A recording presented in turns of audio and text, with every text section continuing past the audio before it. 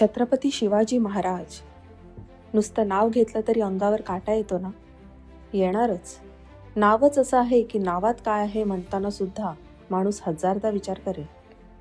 ज्याच्या एका शब्दावर माणसं प्राणपणाला लावतात, अशा माझ्या राजाच्या गुणांचं कौतुक मी काय करायचं? माझा राजा. आश्चर्य वाटलं. सर्रास एकेरी उल्लेख, तोही एका राजाचा.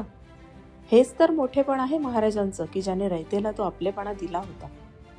जेव्हा एक राजा आपले राजेपण विसरून आपल्या प्रजेच्या घरी भाकरी खातो, तेव्हा त्याचे राजेपण सिंहासनापेक्षाही कुठेतरी उंचावर जाऊन स्थिरावतं. कारण सिंहासनावर बसून आदेश सोडणारे खूप होऊन गेले आणि होतीलही. पण सैन्याच्या खांद्याला खांदा देऊन, कड्या कपारीतून, डोंगर दऱ्यातून घोडे दौडवीत शत्रूला तोंड देणारा माझा हा राजा नामानिराळा. ज्या मातीने आई मानून वाढवलं आणि घडवलं, त्या आईचं रक्षण कसं करावं याचं उत्कृष्ट उदाहरण म्हणजे राजे. साम दाम दंड भेद या नीतीने स्वराज्य कसे घडवावे याचे पाठ घ्यावेत तर ते राजांकडूनच.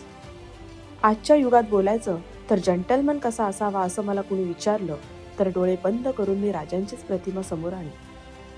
महाराजांनी दाखवलेलं स्त्री दाक्षिण्य तसूभर जरी अंगीकारलं तरी अनेक विकारांचा अंत होईल. एके ठिकाणी प्रजेवर अन्याय केला म्हणून अफजल खानाचा वध करणारा आणि त्याच प्रजेवर आणि सैन्याला त्रास होऊ नये म्हणून पुरंदरचा तह करणारा हा राजा सतत इतरांचा विचार करत राहिला. त्यात कुठेच स्वार्थ नव्हता, बढाई नव्हती की सत्तेची लालसा नव्हती. होती ती फक्त ओढ स्वराज्याची, स्वातंत्र्याची. सर्व धर्म समभाव या नात्याने राजांनी माणसं जोडली. राजांच्या दरबारात सर्वांना समान वागणूक होती. त्यांची भेट घेण्यासाठी अपॉइंटमेंटची गरज लागत नव्हती. यावरून हे सिद्ध होत नाही का? आज प्रत्येक जण मी मराठी, जय भवानी, जय शिवराय असे स्टेटस ठेवेल. भगवे फडकवले जातील, घोषणा दिल्या जातील.